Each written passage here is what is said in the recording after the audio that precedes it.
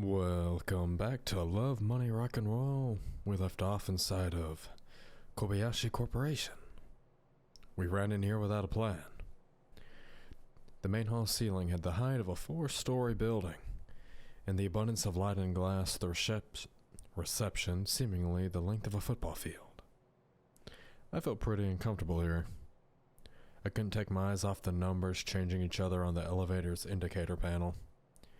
19, 20, 21. Was it gonna pass 100? Probably. It was probably gonna be a really big building.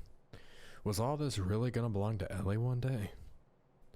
The leather-bound girl bouncing on the stage with a guitar in her hands didn't seem to fit the role of an heir to a multi-million-dollar corporation. Definitely not. Hey. Kagome jerked me by the sleeve. Yeah, sorry. Couldn't get my eyes off all this. Never seen anything like that, even on TV. Me neither, but that's not what we're here for. She was resolutely headed to the girl with an unnatural smile on her face behind the reception desk. I cut up and stood in her way. What are you even doing? It's true that we need to learn the truth. Figure things out, but not like that. You look like a terrorist right now. They'll just call the police and that'll be the end of it. But Kagome wasn't about to back down. In her eyes I could see a determination, completely unexpected from a girl her age. Isn't she like 18, 19 like you? It wouldn't surprise me if someone has determination. Get out of my way. Whatever, I let out a sigh. In for a penny, in for a pound. The uniform of the receptionist resembled a stewardess, while the girl herself hardly looked Japanese. Hello. Welcome to Kobayashi Corporation. How can I help? Hi, I need to find where my dad is because you guys kidnapped him. We. Kagome's confidence faltered at the most important moment. My name is Iromura Kagome and we. She looked at me as asking for support. The whole affair had seemed like a stupid idea from the beginning, but Kagome's pitiful eyes compelled me to act. It was too easy to manipulate with guilt. Hello, we'd like to talk,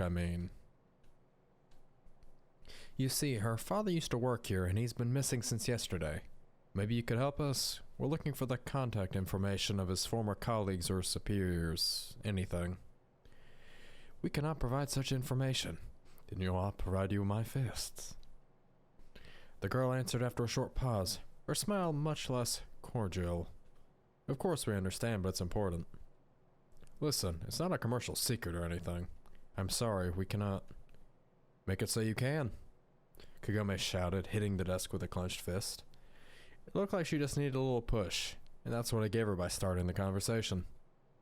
You people took him yesterday in the middle of the day for everyone to see. If you don't know, find someone who does. Miss, please, mind your voice. I'm glad you are scared. Now we totally looked like a couple of Tokyo thugs.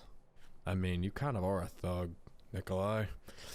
You punch people in the face, you drink underaged, and like a few other things. She lowered her voice slightly while the girl was making a call to someone. Well, happy now, she's probably calling the police. So what, I'm not breaking any laws and I know my civil rights. Rights, sure. Violent mad women don't have any. Please wait on the sofa. A staff member will be down to see you shortly. The girl said in a shaking voice. See, the truth has triumphed. I highly doubt that. For some reason, I didn't share her confidence. 5 minutes later, a man came out of an elevator and headed towards us. His clothes were hardly different from any of the other employees at Kobayashi Corporation, but the cold, hard eyes and stern expression on his made it clear he certainly wasn't an accountant. Good day, my name is Kagumaru. Wow, he has a dragon tattoo on his neck. He's probably a Yakuza or something. Nukin, you've been asked to come upstairs for a conversation. What, me? What do I have to do with any of this? Yeah, he has nothing to do with this. It was my father's been kidnapped. Please calm down, Hiromura-san. Your father has not been kidnapped. If you wait here, I'm not going to wait anywhere. I'm going with him. You have not been invited, Imura-san. So what? It's about my father. Really now? Why would it be me? What did I do to deserve this? Wait. I lightly touched her shoulder with my hand. We've been seen by dozens of people here. What, are they gonna lead me into a cell in the middle of the day and shoot me dead? That'd be too much, even for Kobayashi. I'll go. Lead the way. Don't worry, I'll learn all I can and come back. I leaned down to Kagome and whispered in her ear. They aren't giving us any other options anyway, so stop arguing. Otherwise we won't learn anything at all. Kagome gave me an angry look, but apparently decided there was nothing she could do. She turned around and said, "Do what you want." Ah, yes. Lovely elevator music, my favorite. Really brings out the atmosphere that we are in a corporation, and a hotel, and an elevator. Unlike that elevator that, Tiger's on in my other game. Poor ghosts. I meant poor Tiger, not him. Those ghosts are probably gonna kill him or something. Kagemura stood motionless, staring ahead of himself. Were this a guess his profession quiz, I would have answered Hitman without a second thought, and probably won the jackpot.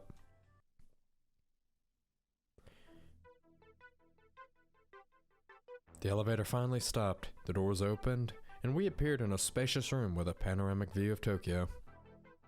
At the window, his back turned to me, stood an old man in a kimono, most likely Kobayashi's Jun, Ellie's grandfather. He seemed to not have noticed us, occupied with the city sprawled far below. Looks like he's about to pull out a katana. As far as I knew, he'd created his empire from nothing. I wondered if he, while still a boy, imagined that many years later he'd observe his domain from 100 floors up. Hundreds of meters, kilometers, millions of dollars, billions of yen. He was separated from the common people by the same abyss that once separated farmers from their gods. But why me? To what did I owe the honor? Kobayashi-sama. Kagemura bowed deeply. You may go. The old man slowly turned around and ran a disinterested eye over me.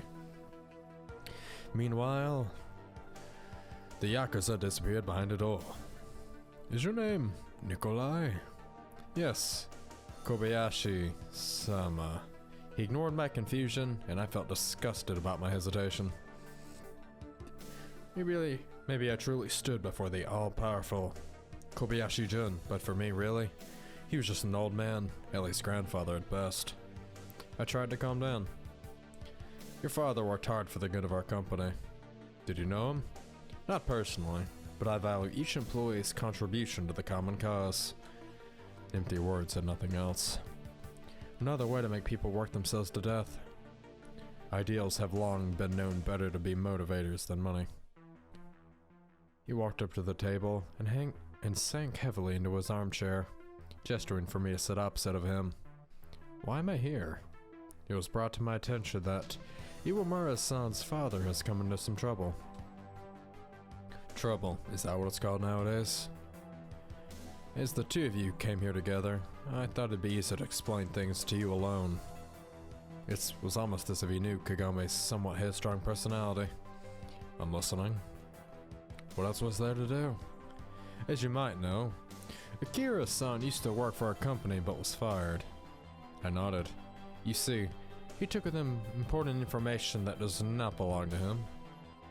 We wished to have our property back and thus had to invite Akira-san for a private conversation. Private conversation. All these euphemisms made me feel uncomfortable. But do not worry, neither Iwamura-san or grandfather are related to the unfortunate incident in any way. But you'll let him go when he gives everything back? I asked sheepishly. Of course, have no doubt. A semblance of a smile appeared on Kobayashi-san's face.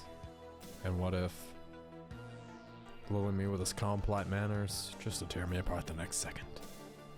Do you understand the importance of keeping quiet about this? Of course.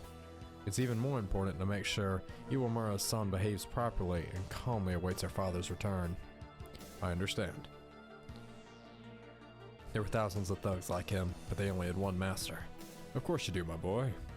This time, Kobayashi's son's smile was real. If I'm not mistaken, he You study at the same school as my granddaughter, Elizabeth. In a different situation, I would have found this funny. Yes, do you know each other? Not that well, we've met. Splendid. What could be splendid about it? Hope our insurance for your parents' death is enough to cover your expenses. Insurance? So that's where the money in Father's account came from. I always suspected he couldn't have earned so much by himself, but was afraid to acknowledge it. Of course, thank you. What a terrible tragedy. No money could compensate for such a loss. Why do you drag my parents into this? The note, the calls. Now I was convinced it was the work of Kobayashi Corporation at its head, Kobayashi-jun. But it's not like an antelope can demand recognition of its rights from a lion. All I can do is run. I try to live on. That's right, that's right. You still have your whole life ahead of you. The most important thing is to keep yourself from making too many mistakes while you're young. Now go. Go.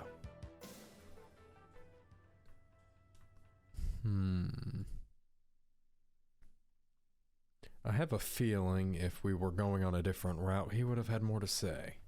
But, oh, we're going for the quiet person. I shifted from foot to foot. Did you understand everything Kobayashi said? Of course, would be hard not to, considering it looked like he had a katana. But not really. And that's how it should be. Explain to your girlfriend. We'll see that you do. I cast an angry glance at him, but he was almost a head shorter than me, and even looked comical with that Yakuza grin on his face, the tattoos visible underneath the collar of his shirt. Hello, Yakuza dude. I don't know if I should tell her about what we had talked about with Kobayashi-san. I was just afraid it could all turn out to be true. For Kagome, her family took priority. Why would she take the news of her father being a spy, basically a thief? I didn't even know his true motives. And even if it were to turn out he was innocent, if he had been taken for an entirely different reason, what of it?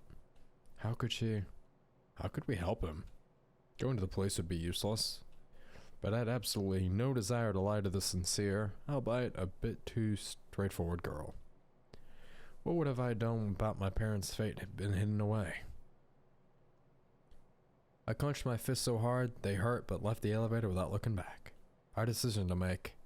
A decision important for both me and Kagome. Alright.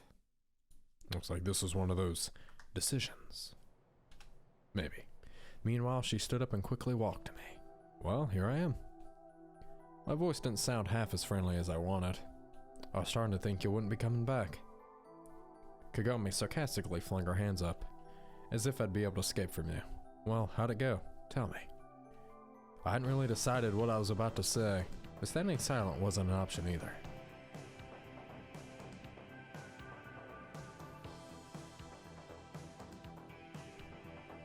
Always tell the truth. You better sit down. In the end, Kagome deserved to know the truth. Why? She asked angrily but took a seat. I met Kobayashi-jun. Kagome was clearly surprised, and I immediately answered an unasked question. Yeah, that one. And he said, how do we even put it? Just don't worry. He said your father stole some secret information. And you believed him? She asked coldly. What does it matter if I did or didn't? I don't know the entire situation. Then believe me, my father would never do something like that. His work meant everything to him. Not the best argument, to be honest. And why are they accusing my father a year and a half later? Wait a second, a year and a half? Yeah, that's when he was fired. My parents died a year and a half ago. That can't be a coincidence. So you believe me? It was as if she absolutely needed me to believe her. I don't even trust myself anymore. Just a week ago, my life was clear and simple, and what now? At least her father's alive, I'm sure he is.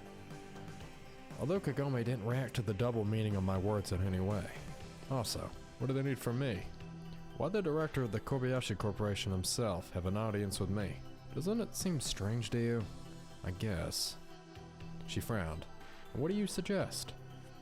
I'm at least sure they have a certain interest on us. Otherwise they wouldn't have even had this talk. I guess. She seemed to have calmed down a bit and was starting to see the situation without a haze of emotion. But I can't just sit and wait. To me, that seemed like the best course of action. But to say something like that to Kagome directly would mean another tantrum from her. And we won't. Again, what do you suggest? I hadn't really thought about that. By the way, who was that man? Ah, his name was Kagemaru. I don't know, but it seemed like he's not used to solving problems with words. And don't you think it's weird that the corporation is so interested in you? Of course it is, and I'd really like to know why. I should have come with you. I would have given the old man hell. For the first time today, she genuinely smiled. You think you'd scare him? He's got one of his own, Ellie from our school. Kagome let out a contemptuous sniff. What can she do? She's been fussed over and pampered like a child her entire life. She probably can't even cook. Well, maybe she can't. I was sure she had an army of chefs for that. What if she's good at anything else? Like what? I don't know. Music? I answered ambiguously. I see you know her well. I don't know her at all. But she's got nothing to do with it anyway. Why so hasty? If something happened to the rector's precious granddaughter, I'm sure he'd sing a very different tune. Come on, let's be constructive. Let's. She lazily sprawled back on the sofa, her legs crossed. Need to talk to my father's colleague, the one I told you about yesterday. I'm almost sure he knows more than he told me. Don't you think he might be part of the conspiracy? Oh, stop it already. Who'd find us important enough to scheme around? Yeah, there's something strange going on, but we're a small part of it. You just don't know what my father was working on. And what was it? I can't say. So you don't trust me? Same as you, I don't even trust myself anymore. She smiled sadly. I just don't understand much about it myself. Then we should figure out things from here. Let's go. I stretched out my hand to Kagome. Go where? My place. What? She looked surprised, even embarrassed. Can't we call from a phone booth? You think I remember all phone numbers by heart? I don't think that great ahead for numbers in the first place. Fine, just... I started back and forth across the hall as if looking for support.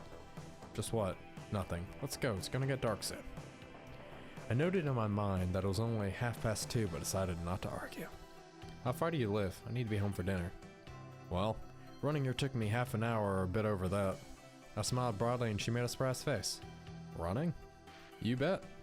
You wouldn't have to run if you timed things properly. You know what? Well, she probably didn't. We can use the subway. It'll take about the same time-wise, though. Well, I'm certainly not gonna run. We're already about to leave when Kagemaru approached us. Wait, aren't you forgetting something? I don't think so. Kobayashi-sama wants to help Imura find her father. We will now go to the police and you will tell everything to the detectives. What? We aren't... This is not a request. He looked at me formidably from under his brows. I exchanged glances with Kagome and the two of us followed him. We were questioned for at least several hours. Our testimonies were carefully documented and then we were let go. Kagemaru drove us right to Kobayashi Corporation's office and opened the car doors at the main entrance. A-hole. Kagome shouted after him and gave him the middle finger. Quiet, do you want to go back to the police station? What was this performance all about in the first place? They know where my father is. To scare us, I think. In case the old man hints weren't enough. It worked. Kagome shivered. I've never been to a police station before. First time for everything. Let's go now, we've already lost enough time. She looked at the clock. It's so late already, I won't get back in time. Oh, come on. What's more important, dinner or your father? I can't leave Grandpa alone, he's got no one else left. I was seized by an inquisitive urge and found it just hard to stop. It's your decision, I'm not the only one who needs this. Kagome gave me a piteous look. Do you think I'll be able to get home before it gets dark? I don't know. I answered honestly. Fine, let's go. The decision clearly didn't come easy to her. Saving time. We left the subway when the sun had already started to disappear behind the roofs of the local houses. Kagome looked around in surprise and asked, But this is the station near our school. Yeah, something wrong? So you live here? Well, yeah, for almost as long as I can remember in Japan. I see. Why? Nothing. Go already, time's ticking. She snarled. Come on, man. What'd I do wrong? Here we are. Kagome carefully looked around my street, the yard, and finally the house itself. You don't have it that bad. Quite the mansion, and in the city center too. You understand it's not of my own merits, right? Does it make a difference? God, no. None at all. Why do you have to pick at every single word you hear? Who lives there? There, why do you ask? You were constantly throwing glances in that direction while we walked. Listen, Maybe it's you who's been spying on me. You're good at it. You always have to keep your eyes peeled. What if the corporation's henchmen are watching you from here? No one's watching me from there. It's Himitsu's house. The redhead from school? Yeah, let's go. I opened the door with my key and quickly stepped inside while Kagami remained standing at the doorstep. Well, maybe I'll wait here? Drop it already.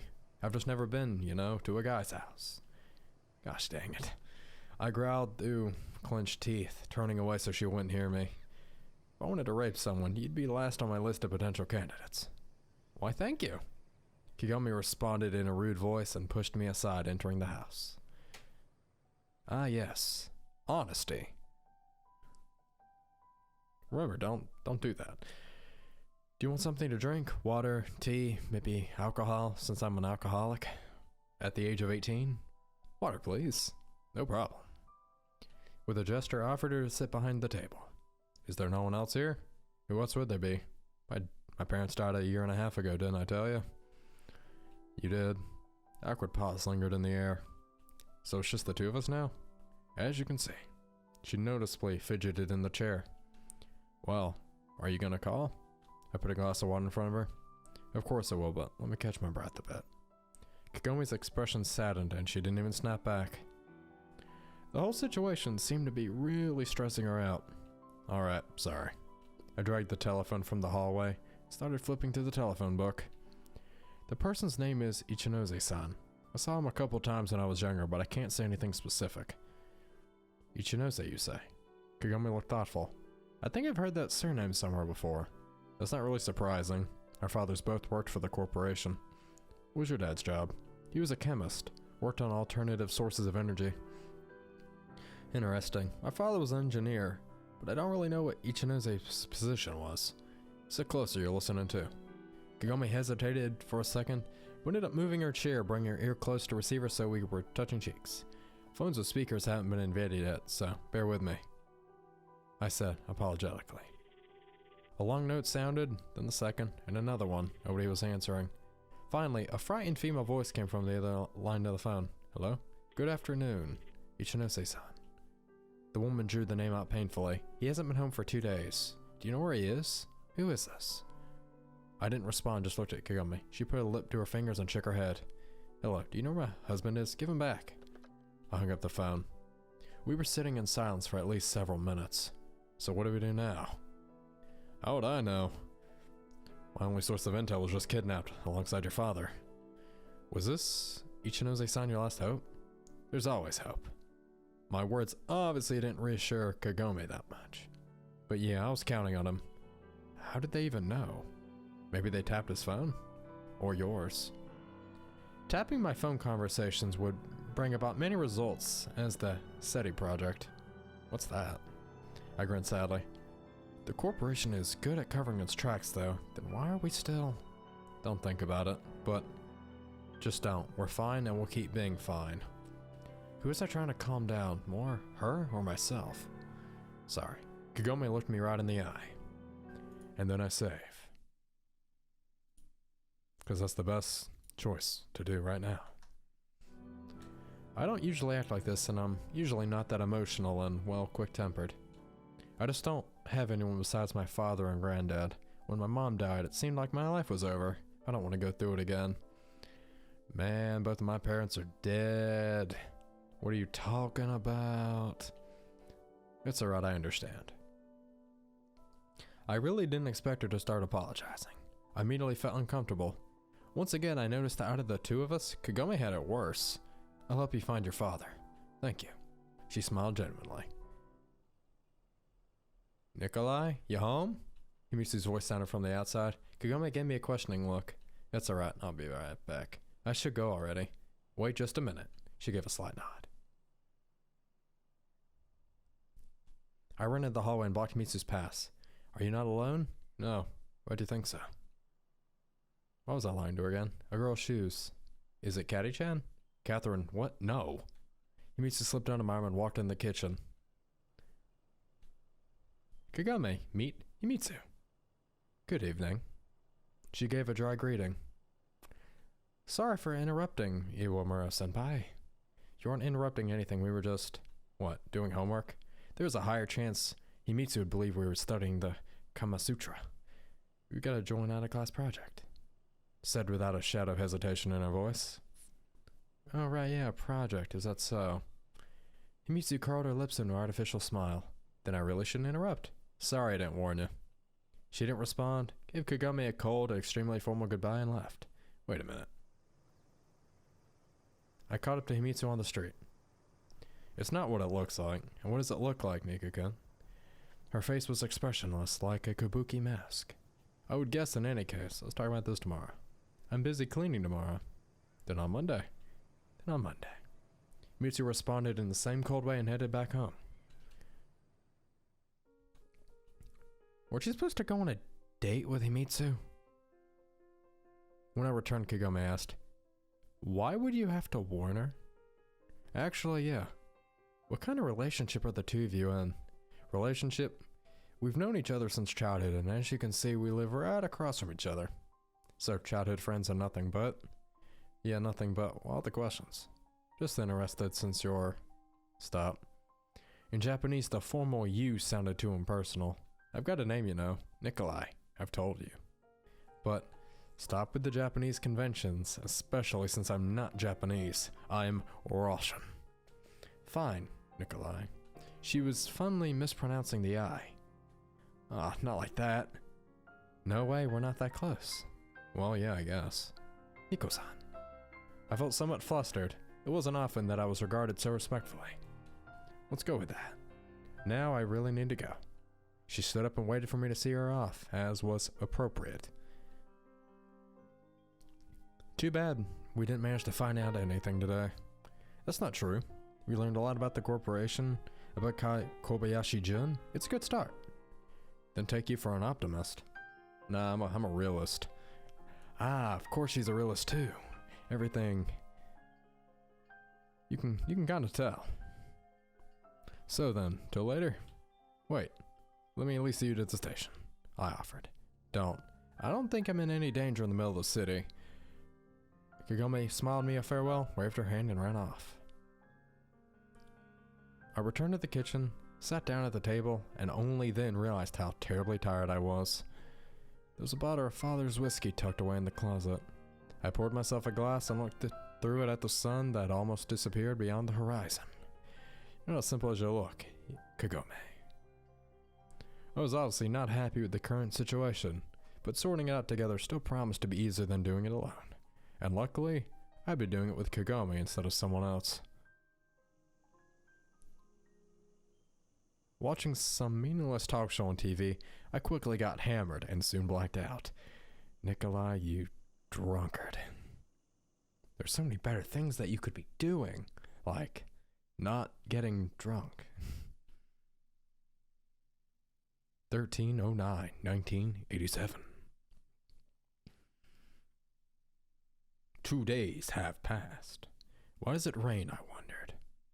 Not in the scientific sense, but from the rain's perspective. Why does it do it? In its same place, I'd stay in the clouds closer to the stars. It rains because it wants to. Because God makes it rain. How else do you people think floods happen? It's certainly not us. And I don't think rain means to be so aggressive. Today was Sunday, which means Himitsu was busy cleaning and wouldn't get breakfast. Yeah, although it wasn't about the breakfast at all, I'd explain myself to her somehow. I definitely wasn't going to tell her about Kagome and what I had learned yesterday in the Kobayashi Corporation's offices. There's no need to drag her into this. And that wasn't the only reason. Well then, I intended to tackle the problems as they came. You are a moron. You literally had a date. You donkey. I made scrambled eggs yet again and started to eat them with gusto, having poured a generous amount of soy sauce on top. Ew. Was there soy sauce in Russia, I wondered. I was quite used to it by now. A doorbell. Had Himitsu found the time to visit me after all? But all I found was Kagome at my doorstep. Hello. She looked stiff and avoided looking me in the eye. Well, hello, what brings you here? We need to talk about something. Alright, come in. Want some tea? Some vodka? Yes, thank you. Now that's unexpected. I uttered the thought out loud. And save time. We've almost made it to page 2. I don't want to bother you, it's just, that's all good. Come on in. Kagome was focused on drinking the now cold tea and was clearly gathering her strength to begin the conversation. Today she looked much more confident and wasn't so embarrassed being alone with me in my own house. And we'd only known each other for a couple of days. Was she really that easy to get through? I spent the entire night thinking about yesterday, and I think I know what we should do next. And that is, remember how you mentioned Kobayashi-jun's granddaughter, Ellie, I think? Yeah, what about her? She's his granddaughter. What's there to understand? I know that, but what do you want from her? You think Grandpa confides with her about his affairs?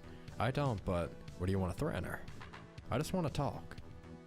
Gome's expression grew dark and she started to look more like herself. I don't see the point. Fine, if you don't want to help.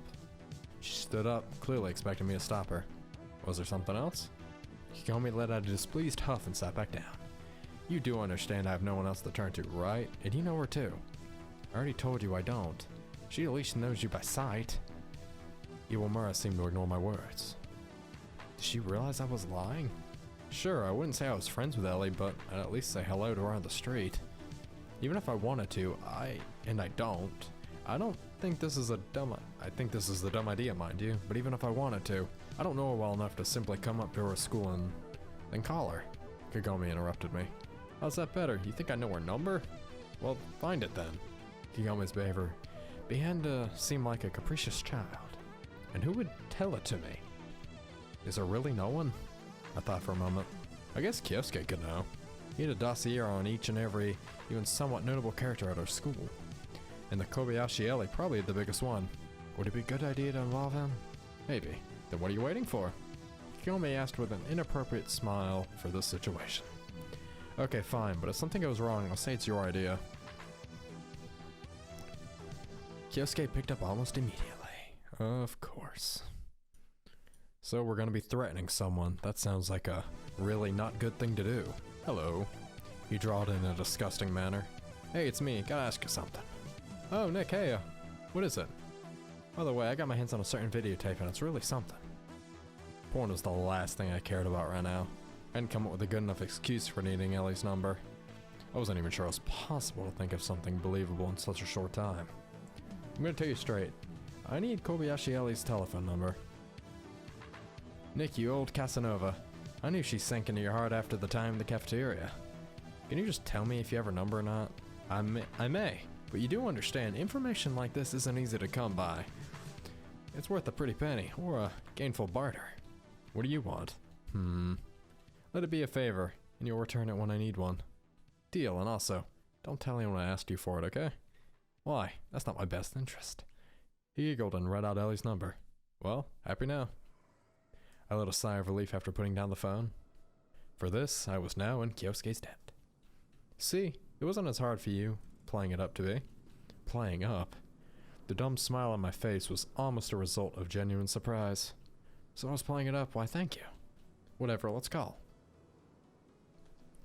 I had absolutely no idea what I'd say to Ellie. Meanwhile, Kagome was sitting nearby, seemingly attempting to telepathically communicate her displeasure and impatience. Eventually, I couldn't bear with it either, snatched up the phone and resolutely dialed the number. A response didn't come for a painfully long time. Finally, an old man's voice sounded from the receiver. Kobayashi Estate. It definitely wasn't Kobayashi-jun. This voice seemed to be ingrained in my mind forever. Hello, my surname is Enokin, and I'd like to talk to Kobayashi with Hilly-san. Please wait a minute. I covered the receiver with my hand and whispered to Kagome. Probably a butler. It didn't even take a minute. Hello, it's Enokin, we've met. I was mumbling like an 8th grader on his first date. Ah, the school boar. Hi, what brings you? Give it here. Kagome roughly took the receiver out of my hands. Rough and so quickly, I had no time to react. I know you're Kobayashi-jun's granddaughter. And what I need from your family is for your corporation to give my father back. I couldn't hear how Ellie responded and could only guess. Even then, you can still talk to him. Really? Kagome's lips stretched into an evil smile. Maybe I can't do much, but I'm fully capable of putting a princess like you in her place. Oh, is that so? Well, come, let's talk face to face. To Nico-san's house. None of your business what I'm doing here. Oh no, just you wait. Do you want the entire school to find out about your hobby? It doesn't matter how I know. You better be in here in an hour. What's your address? Kagome asked me. I limply told her, I'm waiting.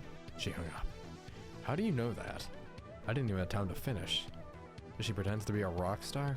Kagome smugly asked. Yeah, wasn't hard to find out. For my father, I'm ready to do anything. Indeed, Ellie wasn't exactly trying to hide. Not that she could, performing in clubs packed with people. But then why fear she'd be found out about at the school? It would anyway, but later the better. I need to be careful around you. You bet. Alright then, let's wait. Alright, this is gonna be interesting. Ah yes, this is where the fun begins. In the end, my composure snapped and I started to walk circles around the kitchen. You don't seem to be nervous at all. Would it help? She calmly asked. What would? Nothing, although. She took the plate with unfinished eggs from the table and cautiously sniffed it. Using yourself to test biological weapons? You know what? It's perfectly edible. Kagome smirked in good nature and immediately lost faith in my culinary skills. We can eat while we wait. 10 minutes later, the table housed a full lunch with several dishes. They tasted at least no worse than Himitsu's, but were cooked even much more professionally. I was just about to compliment Kagome, then decided it wasn't the time or place. She knew full well she was a good cook. Thank you, it was very good. I limited myself to a polite thank you. You bet. She grinned and started to clean the table. At least let me wash the dishes. Can you? You wouldn't believe it. Half an hour later, the doorbell rang. Kagome looked at the clock and thoughtfully said, Preciseness is the politeness of kings. Punctuality, not preciseness. I thought but kept my mouth shut. Soon the three of us were sitting in the kitchen. I introduced the girls to each other, but what next? There was no sense in trying to think that I had no choice and wasn't to blame. Even if Kagome's actions were almost sometimes impossible to predict, Ellie still had nothing else to do with this. And I was going to end up being the scapegoat. I was the one Kobayashi-jun had warned. The girls stood at different sides of the kitchen, refusing to look at each other. Ellie folded her arms over her chest, carefully studying my garden. Kagome, meanwhile, languidly crossed her legs and stared at me in anticipation, implying that I was the master of the house and the ball was in my court. Girls, how about tea? Your tea isn't poison, but I'd rather not drink it more than I have to. Kagome sniffed while Ellie addressed me with a smile. I'd like some, thank you. The tea still held some of the morning's brew, but offered something like that to guests, one of which had her own restaurant, would be disrespectful even to myself. I quickly cleaned out the remnants and poured in fresh hot water.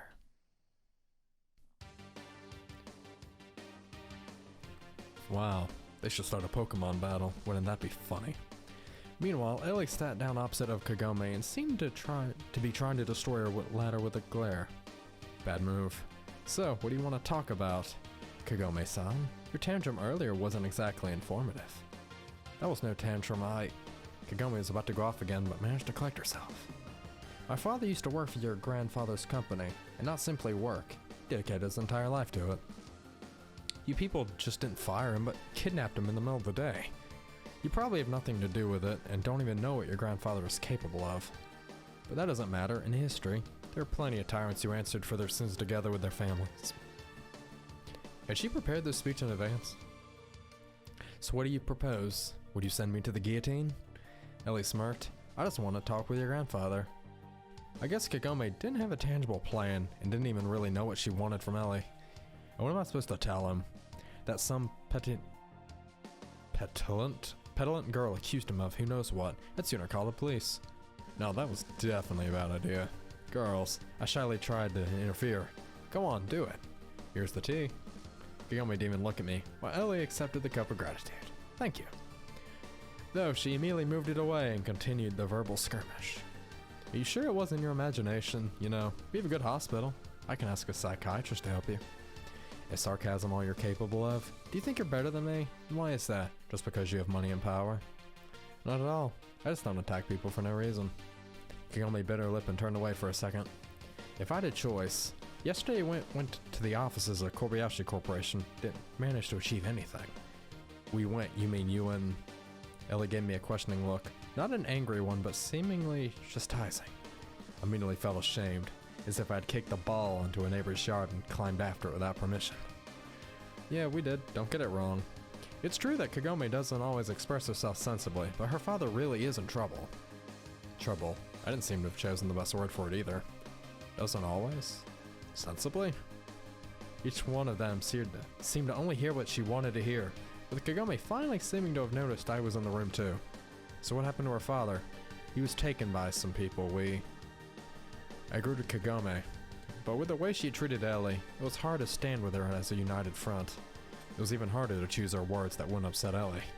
We think that Kagome's father was taken because of his work for Kobayashi Corporation. And you too? Ellie said sadly. Because it's the truth.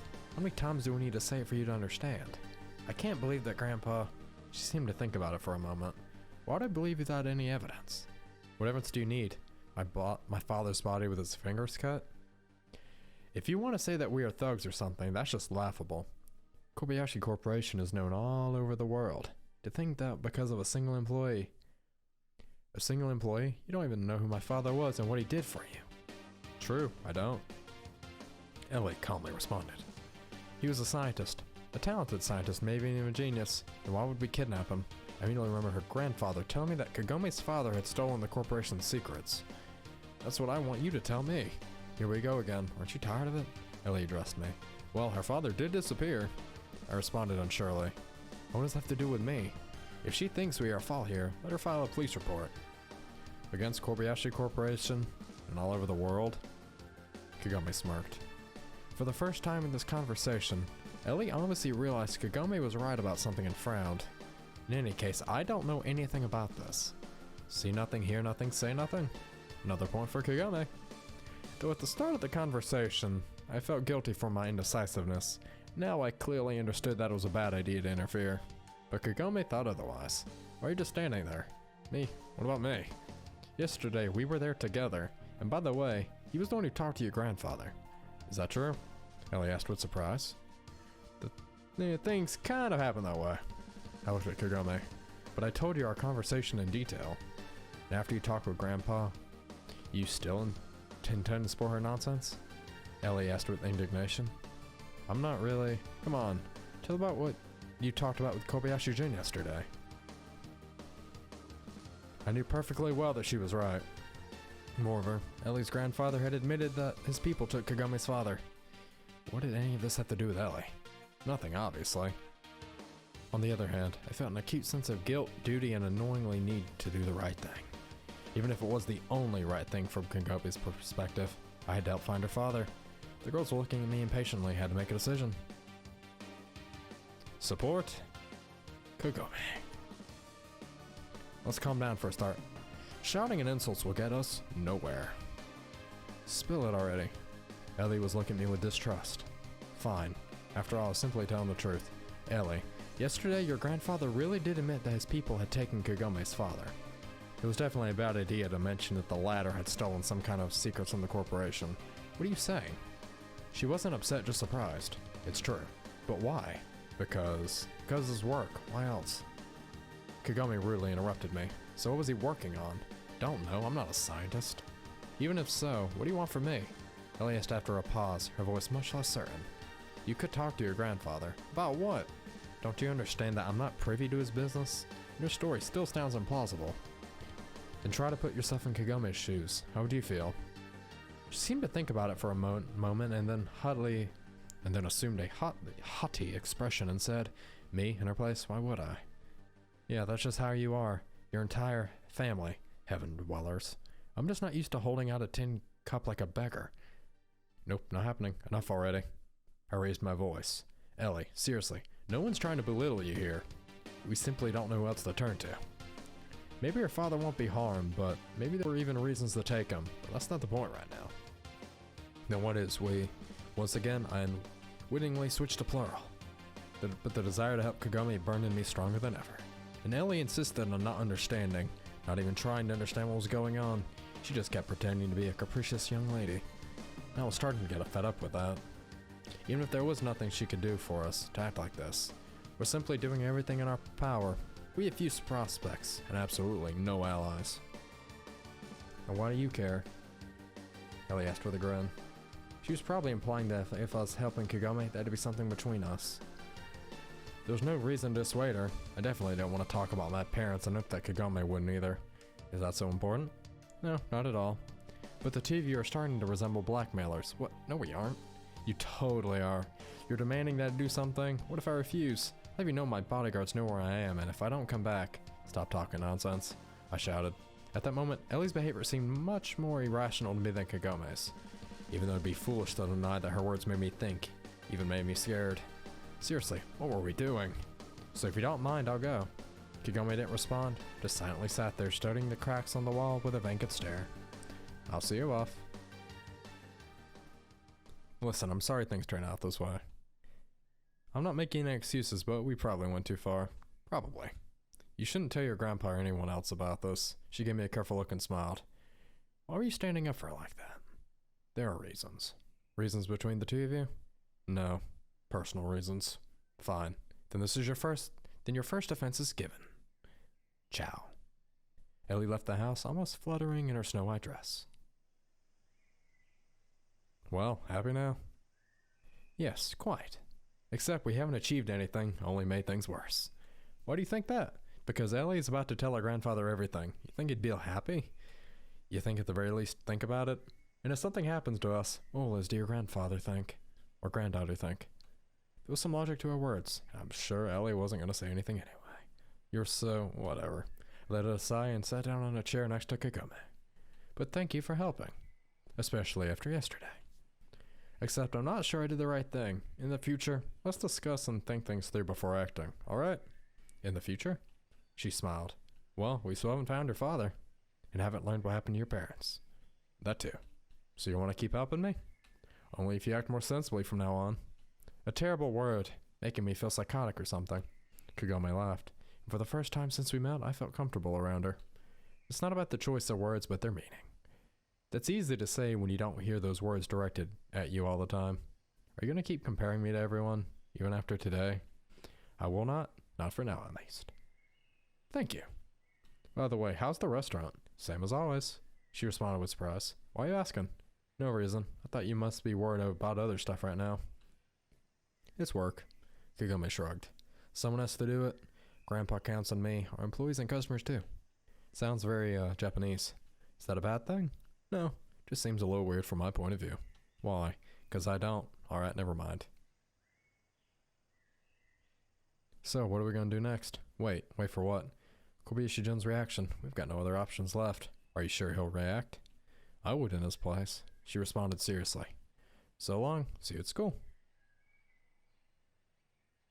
I wanted to see her at the station, but Kagome refused. So what would happen tomorrow? Had we even done the right thing? Had I done the right thing by allowing Kagome to interrogate Ellie? Would Ellie spill everything to her grandfather? My own trouble with the calls and the note had long faded into the background. I was convinced they were closely connected to Kagome's situation, and I would need to come back to them at some point. What does something as simple as a couch mean to a man? And why did I live in a traditional Japanese home when neither I nor my parents were Japanese? Even if the building it say was gifted to us for temporary use, the furnishings clearly should have been chosen by Mom and Dad. Were they fine with this, even after the modest adornments of the Soviet-era apartments? Maybe so. Truth be told, I don't know much about interior design, but I definitely remember that our old Soviet flat had a couch. It was red with a black pattern, on springs. Jumping in those springs, I almost used to reach the ceiling, feeling like a cosmonaut on his way to the moon. Maybe I should have bought something like a couch for myself and put it in front of the TV. Mitsu had a couch in her living room as well, even though they were very different from those in my childhood.